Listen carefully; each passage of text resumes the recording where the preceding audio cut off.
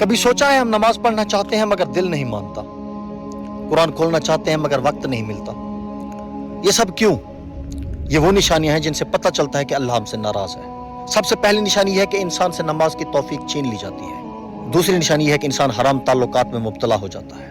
اور اللہ کی ناراضگی کی تیسری وجہ یہ ہے برے دوستوں کی صحبت اچھی لگنے لگتی ہے اور نیک لوگ برے لگنے لگتے ہیں۔ چوتھی نشانی انسان والدین کی نافرمانی کرنے لگتا ہے۔ پانچویں نشانی انسان گناہ پر گناہ کرنے لگتا ہے۔